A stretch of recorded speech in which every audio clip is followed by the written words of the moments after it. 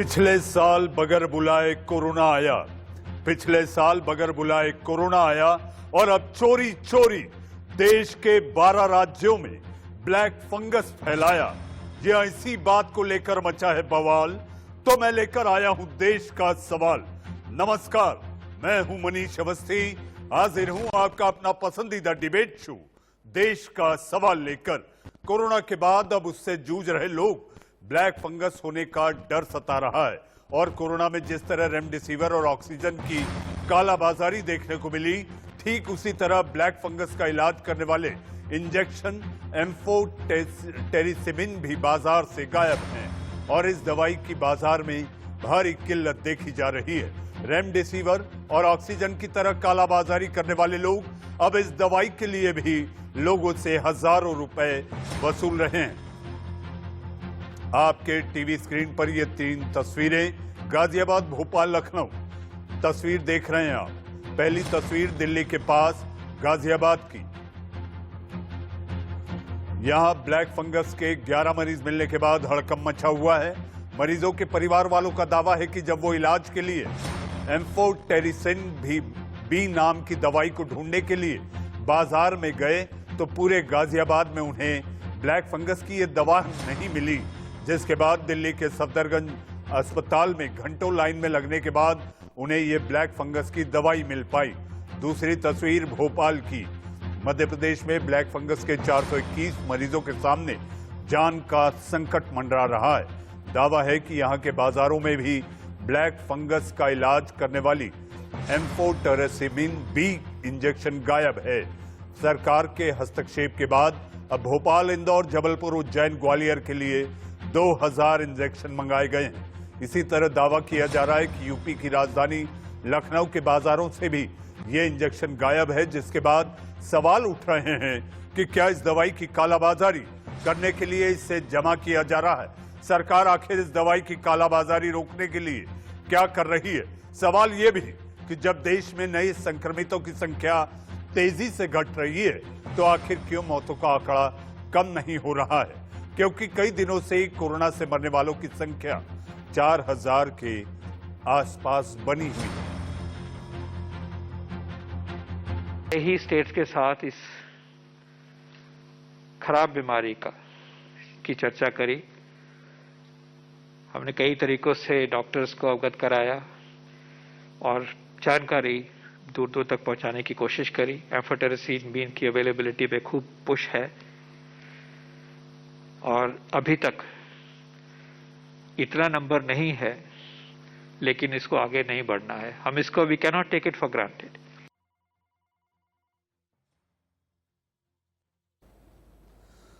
वहीं महाराष्ट्र, गुजरात, एमपी के अलावा यूपी में भी ब्लैक फंगस के मामले ज्यादा आ रहे हैं, लेकिन इससे इलाज के लिए दिए जाने वाले इंजेक्शन बाजार में नहीं मिल पा रहे। अयोध्या से अबुल बशर की ये ग्राउंड रिपोर्ट। दूसरी लहर से भारत जंग जीतने ही वाला था कि इसी दौरान ब्लैक फंगस ने भी दस्तक दे दी है। ब्लैक फंगस बेहद खतरनाक साबित हो रहा है। यूपी समेत कई राज्यों में ब्लैक फंगस के केस सामने आ रहे हैं और उससे निपटने के लिए जो इंजेक्शन है एम्फोटेरिसिन बी, वो बाजार में बिल्कुल ना के बराबर है, या यूं कहूं कि कई जगह पर, कई शहरों में वो है ही नहीं। मैं अयोध्या जिला अस्पताल के सामने हूं और इसके सामने तमाम केमिस्ट की दुकानें हैं जो आप देख रहे हैं, लेकिन इन सभी दुकानों पर, किसी भी दुकान पर अगर मैं गया हूं, जहां भी मैंने जाकर पूछा, तो किसी भी दुकान पर एम्फोटेरिसिन बी इंजेक्शन नहीं है। ऐसे में सवाल उठता है कि जब इंजेक्शन नहीं तो इस बीमारी से लड़ेंगे कैसे।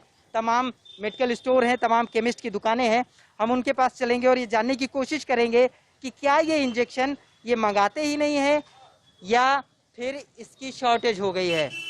सर, एम्फोटेरिसिन बी आप मंगाते हैं? नहीं, अभी तक ऐसी कोई हमारे पास सूचना नहीं आई है। अगर अवेलेबिलिटी होगी तो हमारे ग्रुप में मैसेज आ जाएगा कि ये इंजेक्शन अवेलेबल है, अगर किसी मरीज को जरूरत है तो उपलब्ध कराया जा सकता है। सारी दवाएं ज्यादातर ये रखते हैं, लेकिन ये जानने की जरूरत है कि क्या एम्फोटेरिसिन बी आप रखते हैं या आपके पास है इस वक्त? अभी डिमांड कम है, इसलिए अभी आया नहीं है मार्केट में। यहाँ पे लखनऊ वगैरह में इसकी डिमांड ज्यादा है तो वहाँ मार्केट में अवेलेबल है, अभी फैजाबाद में तो नहीं है। एम्फोटेरिसिन बी इंजेक्शन की कालाबाजारी रोकने के लिए सरकार जरूरी कदम उठाए जिससे लोगों को राहत मिले। अबुल बशर खान, इंडिया न्यूज, अयोध्या। जमाखोरी, कालाबाजारी, यही इन दिनों इन लोगों का ईमान बन चुका है जो कि आपदा में अपने अवसर ढूंढ रहे हैं। जी हां, आखिर क्या हाल है देश के अलग अलग राज्यों में? हमारे साथ इस समय हमारे दो रिपोर्टर, जी हां, दो रिपोर्टर, लखनऊ से अभिषेक और पटियाला से अविनाश हमारे साथ है। सबसे पहले अभिषेक, मैं आपके पास आना चाहूंगा। अभिषेक, लखनऊ के क्या हाल है? एम्फोटेरिसिन बी क्या बाजार से गायब है? और अगर बाजार से गायब है तो कालाबाजारी कर रहे लोग इसको किस कीमत में बेच रहे हैं? अभिषेक,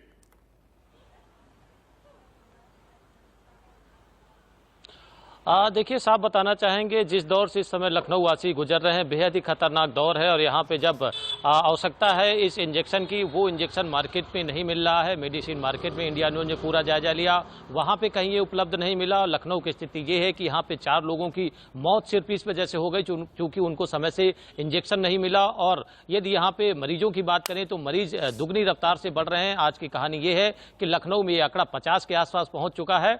और सबसे गंभीर बात यह है कि इतना कुछ होने के बावजूद बहुत से ऐसे लोग हैं जो उच्च अधिकारी हैं, वो अभिषेक प्रकाश यानी कि जिला अधिकारी के भी संपर्क में गए थे कि आखिरकार ये ऑक्सीजन कहीं से मुझे दिलाया जाए, लेकिन उन्होंने भी हाथ खड़े किए।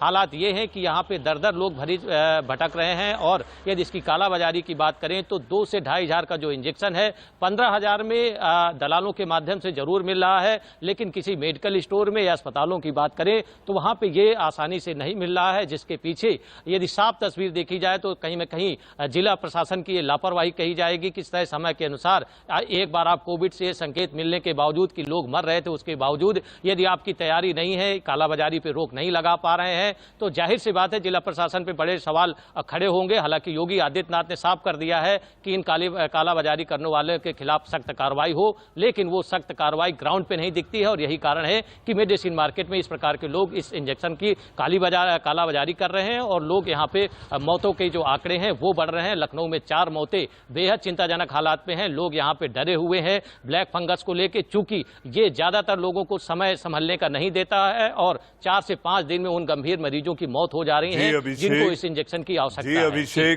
अभिषेक, उत्तर प्रदेश और खासकर उत्तर प्रदेश की राजधानी लखनऊ का आपने हाल बताया। हमारे साथ अविनाश पटियाला से। अविनाश, पटियाला में क्या दलालों की बल्ले बल्ले है?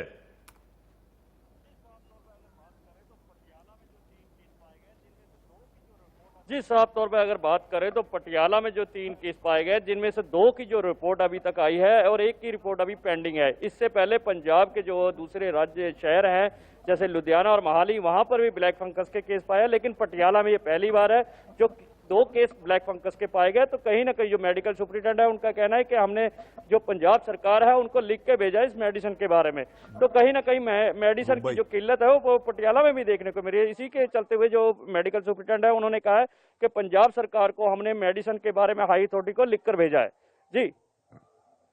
जी अविनाश, आपका इस ताजा जानकारी के लिए बहुत बहुत धन्यवाद।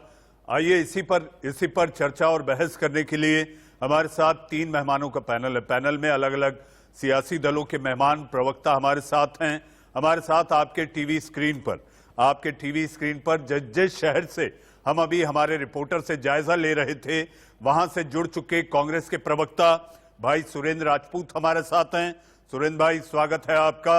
हमारे साथ बीजेपी के प्रवक्ता विश्वास पाठक जी ताउते तूफान से 2-2 हाथ कर रहे हैं, महाराष्ट्र मुंबई से हमारे साथ हैं। और हमारे साथ विदर्भ यानी कि विदर्भ की राजधानी नागपुर से किशोर तिवारी, शिवसेना के नेता प्रवक्ता हमारे साथ हैं। सबसे पहले मैं भाई विश्वास पाठक जी के पास आऊंगा।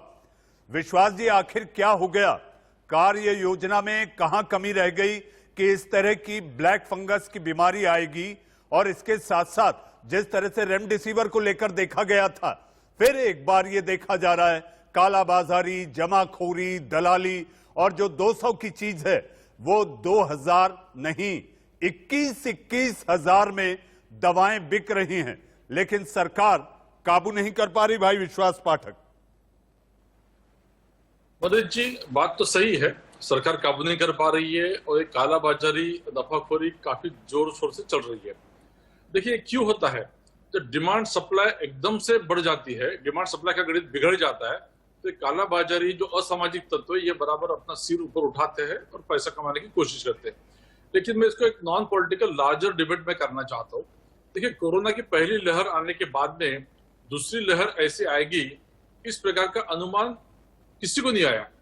मान लो चलो सरकार को नहीं आया, पॉलिटिकल पार्टीज को नहीं आया, लेकिन हमारे मेडिकल जो एक्सपर्ट्स है वो भी इस प्रकार का ये म्यूटेंट रहेगा और इसका गुणधर्म ऐसा रहेगा ऐसा बता नहीं पाए थे। इसमें से ब्लैक फंगस ये जो बीमारी है म्यूकरमाइकोसिस, इसके बारे में किसी ने चर्चा नहीं की। मेरे जो वैद्यकीय क्षेत्र के जो मेरे दोस्त लोग हैं उन्होंने मुझे बताया कि वो केवल अपने किताबों में पढ़ा था ये म्यूकरमाइकोसिस होता क्या है। साल में एक आधा ऐसा पेशेंट पूरे हिंदुस्तान में दिखता था, आज हफ्ते में 10-10 हो रहे हैं। अब इसका भी किसी ने एंटिसिपेशन नहीं किया। अब ये इसलिए हो रहा है, नंबर 1 कोविड-2 के बाद में जिसको कोविड हो गया है उसको साधारणतः 8-10 दिन के बाद में इस प्रकार के कुछ सिम्टम्स दिखाई देते हैं। मुंह में सूजन आती है, आंख बाहर आई समान लगती है, थोड़ा इरिटेशन होता है, अन्य अन्य प्रकार के सिम्टम्स आते हैं। और वो इसलिए आते हैं क्योंकि उस पेशेंट को बड़ी मात्रा में स्टीरॉइड्स दी गई है और वो जो भी पेशेंट था वो कपल्ड विथ वो शुगर का भी बीमार था, उसको ये भी था, शुगर की बीमारी भी थी। इसी कारण ये सब हो रहा है। अब इस चक्कर में सभी प्रकार के जो अनुमान है, ये म्यूटेंट है, ये वैद्यकीय क्षेत्र रहो, सरकार रहो, या सभी प्रकार के लोगों को चकमा दे रहा है। विश्वास जी, मैं आपको बधाई दूंगा कि आखिर ब्लैक फंगस का इलाज क्या है और इसके लक्षण कहां से आते हैं, ये जानकारी आपने दी। लेकिन मैं जो आपसे अपेक्षा करता हूं, मेरी अपेक्षा यह है कि दलाल नामक बीमारी का इलाज वो तो सरकार को करना होगा भाई विश्वास पाठक। नहीं, जरूर सरकार को करना पड़ेगा। जैसा आप दिल्ली में जैसे नवनीत कालरा है, उनको भी कस्टडी मिल गई है। नवनीत कालरा हर गांव में, हर क्षेत्र में है, राज्य सरकार भी है उसमें, केंद्र सरकार भी है, सबको मिलकर इनको ढूंढना है, पकड़ना है। लेकिन अनफॉर्चुनेटली ऐसा होता है कि जब ये डिमांड सप्लाई बढ़ जाता है और जो मरीज है, जो परेशान है, वो कोई भी पैसा देने के लिए तैयार होता है। विश्वास पाठक पैसा देने को तैयार। विश्वास जी, किशोर तिवारी जी उंगली उठा रहे हैं कि वो कुछ कहना चाहते हैं, आप ही के राज्य से हैं। किशोर जी अपनी बात करें तो मैं भाई सुरेंद्र राजपूत के पास चलूं। किशोर जी। जी मनीष, मैं तुम्हारे का अभिनंदन करता हूं। तुम्हारा इतने गंभीर विषय को तुमने उठाया, आपको मालूम नहीं रेमडेसिविर का जो स्कैम है वो स्कैम शायद कोयला घोटाला या घोटाला का भी बाप है। देखिए, ये तो ड्रग पॉलिसी का मैटर है या फार्मास्यूटिकल डिपार्टमेंट केमिकल मिनिस्ट्री के अंडर आता है। ड्रग प्राइस कंट्रोल कौन करता है, क्या करता है, मुझे अच्छे से मालूम है। और नेशनल फार्मा प्राइस पॉलिसी की एक अथॉरिटी है, वो अथॉरिटी असेस करती है। लेकिन मैं आपको बताता हूँ, पहले तो रेमडेसिविर इन्होंने ड्रग है ऐसा ही बोला, उसके बाद इन्होंने बोला कि इसको एक्सपेरिमेंटल यूज हो रहा है। देखिए जब ये 40,000 करोड़ की दवाइयां भारत में बिक गई, 9 ब्रांड से, तो एक ब्रांड का मैं नाम नहीं लूंगा, उसको इन्होंने प्राइस दी थी 900 रुपया और उसने अपने डीलर को दिया 1000 रुपए में और एमआरपी लिखी थी 5000। अभी कितने दिन चल रहे?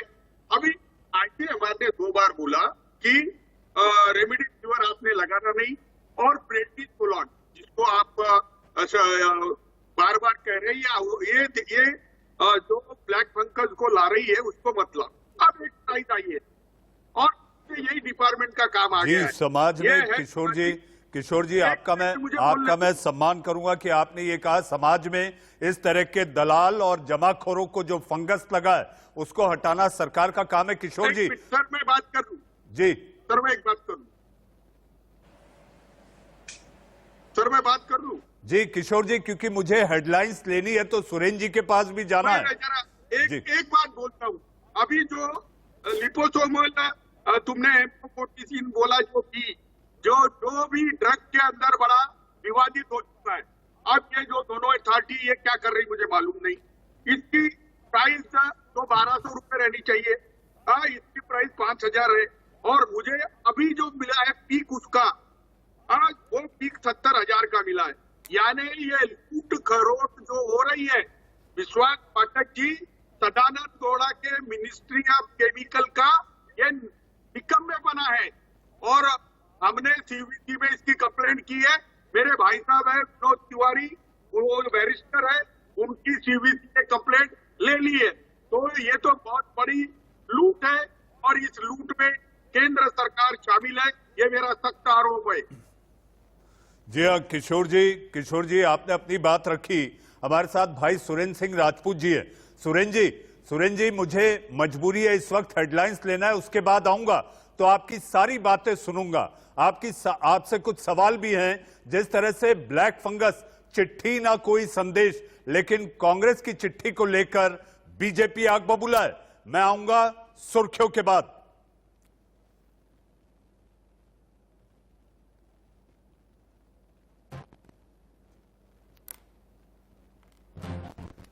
यूपी में 24 घंटे में 8,000 से ज्यादा नए केस। वैक्सीनेशन पर सरकार का जोर।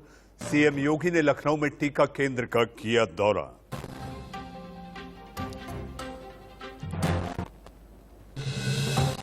दिल्ली में लगातार दूसरे दिन कोरोना के केस 5,000 से कम। 24 घंटे में 4,400 से ज्यादा नए केस। 265 लोगों की गई जान।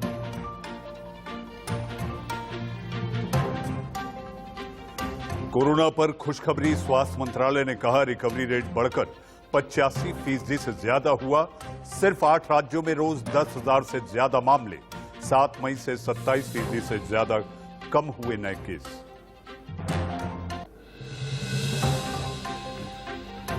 दिल्ली के मुख्यमंत्री अरविंद केजरीवाल का बड़ा ऐलान। दिल्ली के हर गरीब को मुफ्त राशन देगी सरकार। कोरोना से मौत पर 50,000 का मुआवजा। अनाथ बच्चों को हर महीने 2,500 रुपए पेंशन।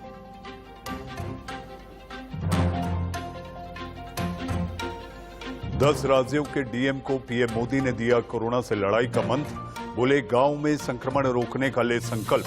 कंटेनमेंट जोन और टेस्टिंग पर देना होगा ध्यान। लोगों को बचाने के लिए जो करना हो जी जान से करें।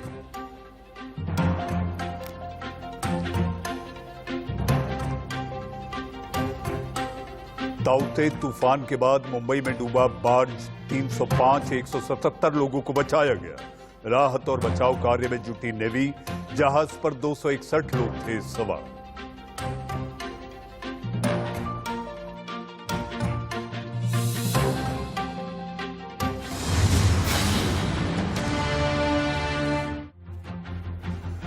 सुर्खियों के बाद आपका फिर एक बार स्वागत है। और इस कड़ी में हमारे मेहमान, जी हां, हमारे मेहमान कांग्रेस के प्रवक्ता भाई सुरेंद्र राजपूत के पास मैं सीधे बगैर किसी विलंब के जाना चाहूंगा।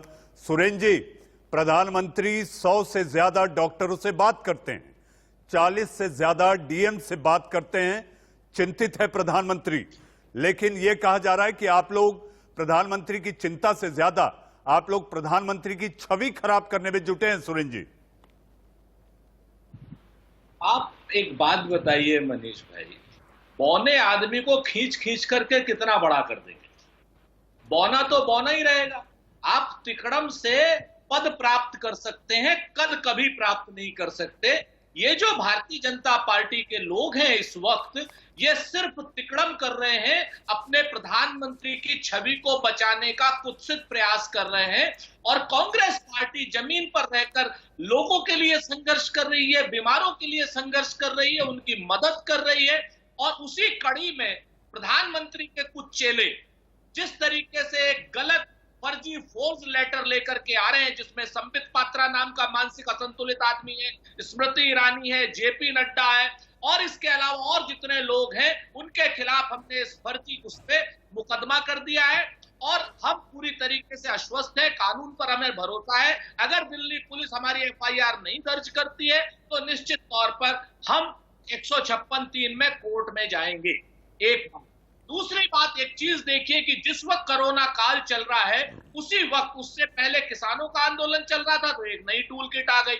उससे पहले छात्र जब आपसे वो मांग रहे थे, क्या बोलते हैं, फीस वृद्धि को वापस लो, तब उससे पहले कोई टूल किट आ गई थी। ये सारी tool kit Bharatiya Janata party कहां से लेकर के आती है, ये भारतीय जनता पार्टी को बताना होगा। और विशेष रूप से उन नेताओं को बताना होगा जो लगातार फैक्ट चेक में गलत साबित हुए हैं। संबित के खिलाफ तो आप लोगों ने भी खबर चलाई थी कि संबित के पिछले 6 महीने में 15 से ज्यादा खबरें फैक्ट चेक में गलत पाई गई है। तो हम इसका पूरा प्रतिकार करते हैं। इस तरीके से हमारी छवि को खराब करने की कोशिश की है। जनता अपने आप देख रही है जिस तरीके से आप छवि को बनाने का निर्लज्ज प्रयास कर रहे हैं। सुरेन जी आप लखनऊ से आते हैं।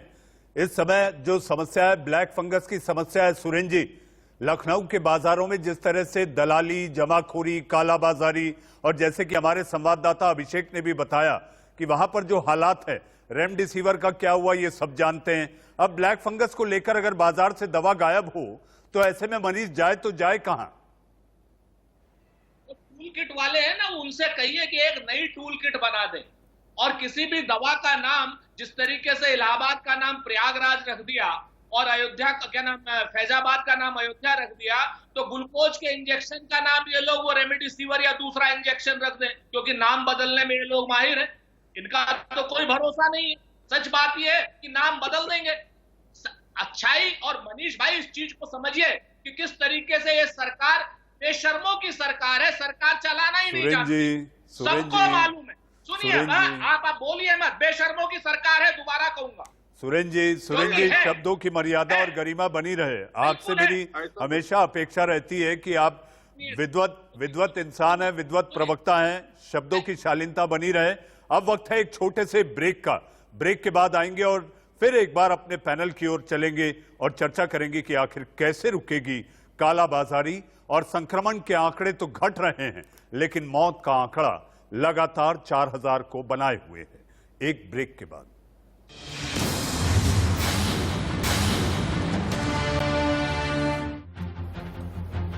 जी, अब ब्रेक के बाद आपका फिर एक बार स्वागत है। हमारे साथ तीन मेहमान विश्वास पाठक, बीजेपी के प्रवक्ता, हमारे साथ कांग्रेस के प्रवक्ता भाई सुरेंद्र सिंह राजपूत, हमारे साथ शिवसेना के नेता प्रवक्ता भाई किशोर तिवारी जी हमारे साथ हैं।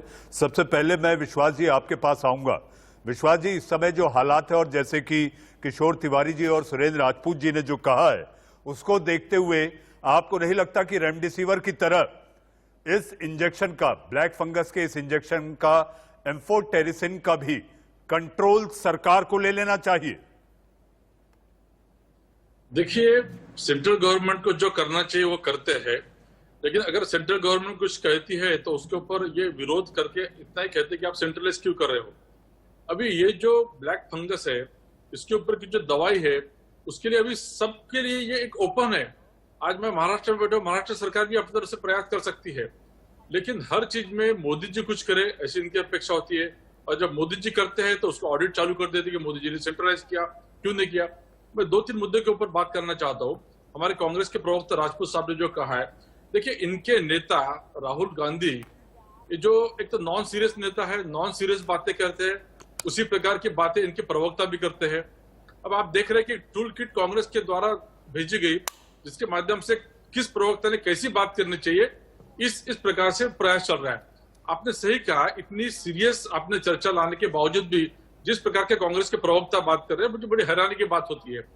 मैं कहता हूं कि उनकी जो राज्य है, महाराष्ट्र है, राजस्थान है, पंजाब है, वहां के मुख्यमंत्री इनके सुनते हैं कि राहुल गांधी की, और राहुल गांधी का इसमें क्या कंट्रीब्यूशन है? कुछ कंट्रीब्यूशन नहीं है। इन्होंने चर्चा को थोड़ा डाइवर्ट करते हुए कह रहे हैं कि ये सरकार सिर्फ नाम बदलने की बात करती है। अरे राहुल गांधी जी, विश्वास जी, युवक कांग्रेस के दफ्तर से लोगों को मदद पहुंचाई जा रही है, लेकिन कांग्रेस का ये आरोप है कि आपकी पुलिस पहुंच जाती है और पूछती है कि आखिर तुम कर क्या रहे हो। देखिए, मैं वही कह रहा हूं, ये लोग कुछ नहीं कर रहे हैं। जो कुछ भी हो रहा है सब रास्ते पे दिखाई दे रहा है। देखो, इतने बड़े पैमाने पे इतना बड़ा कोविड का जो प्रॉब्लम है, जिस प्रकार के मोदी जी के तरफ से और हमारे हेल्थ मिनिस्टर की तरफ से हम मैनेज कर रहे हैं, वो WHO भी देख रहे, सब लोग देख रहे हैं। आज उत्तर प्रदेश में भी जो परिस्थिति आई है, उसको WHO ने भी सलाह है। इसलिए इसमें तू मैं करने का सवाल नहीं है। सबने एकत्रित काम करने की जरूरत है। हमारे प्रधानमंत्री मोदी जी हर रोज 8-8, 10-10 मुख्यमंत्रियों से बात कर रहे हैं, DM लेवल तक कलेक्टर से भी बात कर रहे हैं। मुझे बताओ, राहुल गांधी ने अपने मुख्यमंत्री से भी कभी बात की है? मैंने तो नहीं सुना कि राहुल गांधी जी ने उद्धव ठाकरे जी से बात किया, राहुल गांधी जी ने गहलोत जी से बात किया, या कैप्टन जी से बात किया पंजाब में। ये कुछ नहीं कर रहे। आइए विश्वास जी, भाई सुरेंद्र राजपूत बताएंगे कि राहुल जी ने किस किस से बात की। और सुरेंद्र जी, आपने विश्वास जी की बातों को सुना। विश्वास जी का ये कहना है सिर्फ टीका करना यानी कि टिप्पणी करना है, इसलिए ना करें, कॉन्क्रीट वर्क करें, जो सकारात्मक कार्य हो वो दिखाई दे। कार्य योजना दिखाई नहीं दे रही आपके राज्यों में। सुरेंद्र जी, हमारे राज्यों की कार्य योजना की तो तारीफ सुप्रीम कोर्ट भी कर रहा है। जहां से विश्वास पाठक जी और किशोर तिवारी जी आते हैं, उस राज्य की सबसे ज्यादा अगर किसी ने तारीफ की है, सुप्रीम कोर्ट में किसी ने तारीफ की है, सबसे ज्यादा डेथ हो रही है मैनेजमेंट की, और चाहे ऑक्सीजन मैनेजमेंट की हो और चाहे बाकी सब चीजों की हो। भाई विश्वास पाठक जी, आप भले इंसान हो, इसलिए आपके खिलाफ अभी ज्यादा कुछ नहीं कहना चाहता। अब आप आ जाइए दूसरी बात पर, आ जाइए दूसरी बात पर, एक एक करके सवाल का जवाब देता हूं। मैंने कहा ना, सुप्रीम कोर्ट ने तारीफ की है। आप सुप्रीम कोर्ट से अगर ऊपर अपने आप को मानते हो तो आपकी इच्छा नंबर 1। अरे सुप्रीम कोर्ट ने कहा तो दिल्ली की हालत मुंबई से खराब है। गांधी जी के लिए कंपैरिजन राहुल देखो, पढ़ आज के मुंबई में आया सबसे करें। ज्यादा डेथ हो रही है। मनीष जी, विश्वास जी, ये पब्लिक है, ये पब्लिक है, सब जानती है। विश्वास जी, सुरेंद्र पाठक जी, सुरेंद्र राजपूत जी, पब्लिक है, सब जानती है। और जहां तक बात की जाए, आप सर्वोच्च अदालत की पीठ थपथपा रहे हैं। आप ये भी मत भूलिए कि आप जिस राज्य से आते हैं, आप जिस शहर से आते हैं, वहां पर WHO ने उस राज्य के मुख्यमंत्री की भी तारीफ की है। सुरेंद्र जी, मैं मनीष जी लिख करके दे रहा हूं कि अगर किसी उस राज्य के मुख्यमंत्री आदरणीय योगी आदित्यनाथ जी की WHO ने एक शब्द भी तारीफ की हो, वो लेटर देख लीजिए। जिन लोगों को अंग्रेजी आती है वो पढ़ लें, और नहीं आती है तो मैं अनुवाद करा करके भेज दूंगा आप जैसे मित्र के जरिए। मैं आपको बताऊं, कोई तारीफ नहीं की, और उनकी तारीफ तो गंगा मैया कर रही है।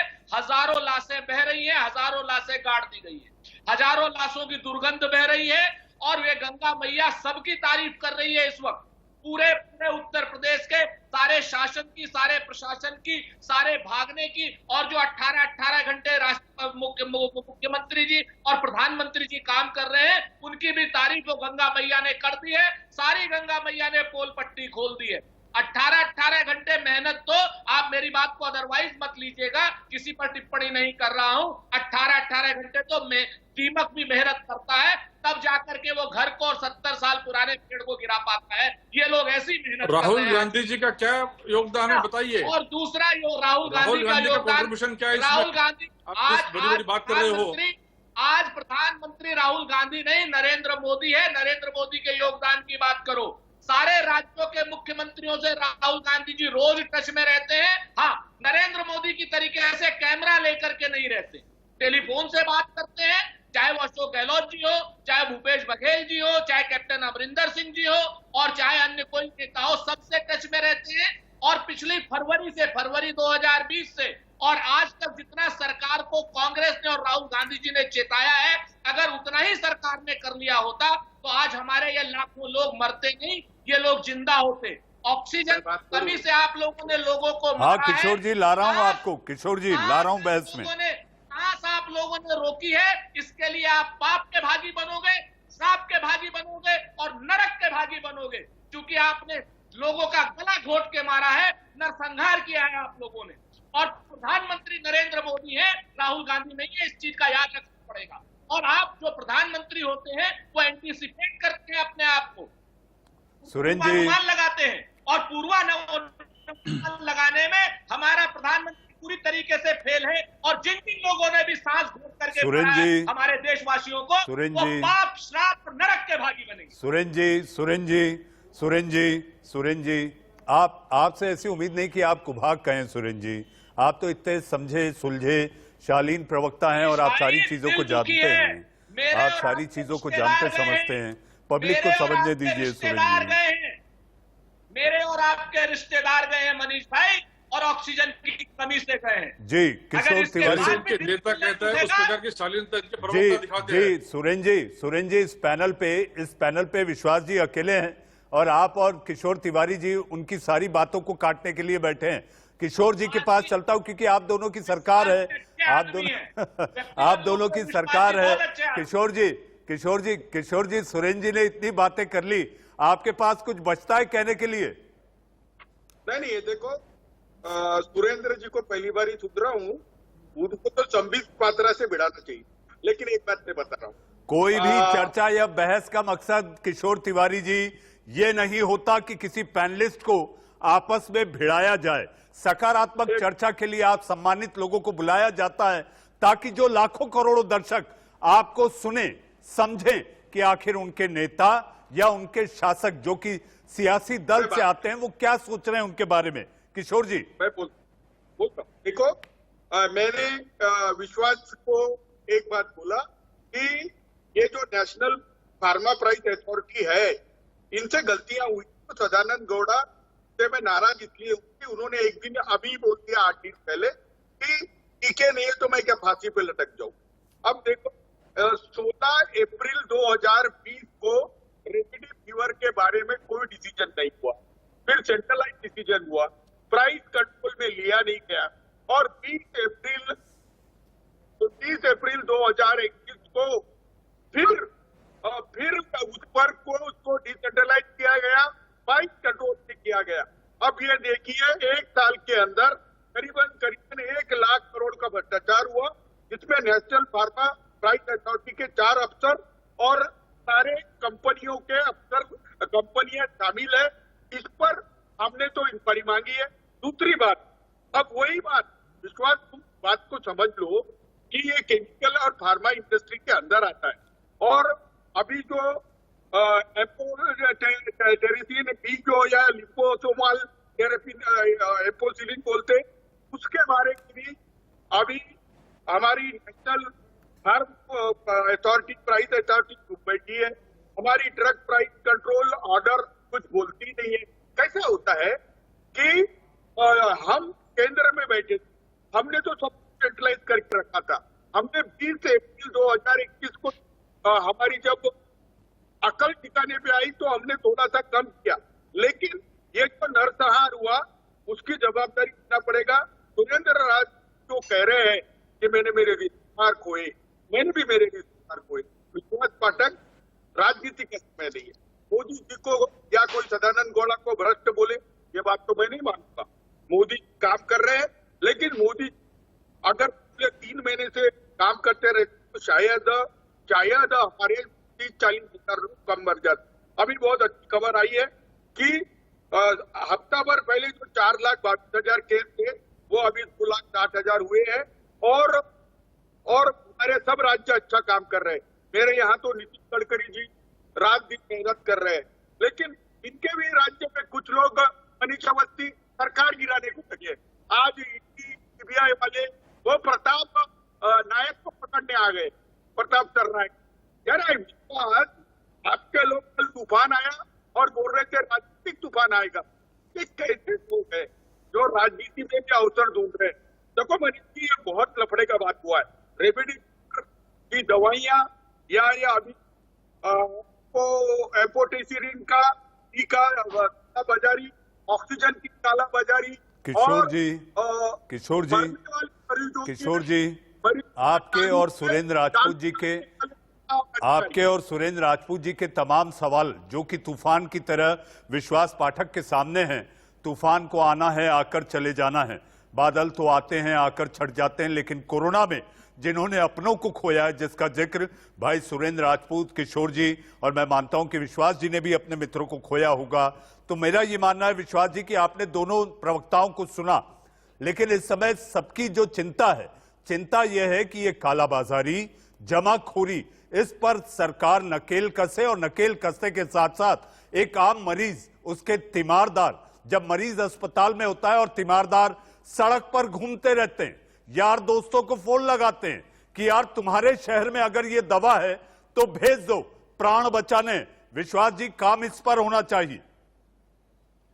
नहीं, जरूर होना चाहिए मनीष जी, इसमें कोई दो राय नहीं है, लेकिन मैं वही कह रहा हूँ कि फेडरल सिस्टम है, फेडरल सिस्टम में हर राज्य में बीजेपी की सरकार है, कांग्रेस की सरकार है। जरा इतना बता दो कि ये देवेंद्र फडणवीस का रिश्तेदार था जो रेमडेसिविर वाले को छुड़ाने के लिए आ गए थे। सरकार का सवाल है, केंद्र समारोह या सीआर पाटिल के पास जो रेमडेसिविर थे उसको लेकर के आप लोगों का क्या कहना है? रेमडेसिविर का ड्रग लाइसेंस है सीआर पाटिल के पास, क्यों एक्शन ले रहे हैं? सीआर पाटिल के पास ड्रग लाइसेंस है जो 5,000 से ज्यादा रेमडेसिविर रखे थे, और देवेंद्र फडणवीस थाने चले गए ड्रग के स्मगलर को छुड़ाने के लिए। विश्वास पाठक, आपको शर्म नहीं आती? आपके नेता चोरों को, डकैतों को और स्मगलरों को छुड़ाते हैं।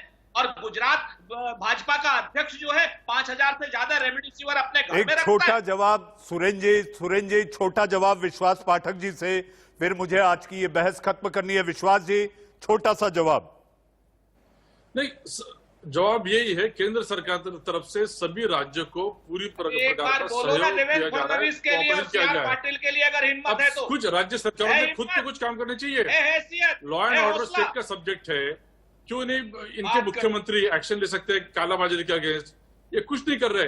हर चीज मोदी जी करे, इनकी सी अपेक्षा होती है, इन्हें कुछ करना नहीं है, देवेंद्र फडणवीस ये के गलत है। खिलाफ और सी.आर. पाटिल छोड़ो मोदी को। विश्वास पाठक जी, सुरेंद्र देवेंद्र राजपूत जी, फडणवीस और किशोर सी.आर. तिवारी पाटिल, जी, बोलो आप लोग ना। देश के सवाल के इस कार्यक्रम में आए, अपनी अपनी बात रखी कि आखिर सब्जेक्ट यही है, स्टेट का हो चाहे सेंटर का, आम इंसान के लिए सब्जेक्ट केवल यह है कि कोरोना से उसको बचना है।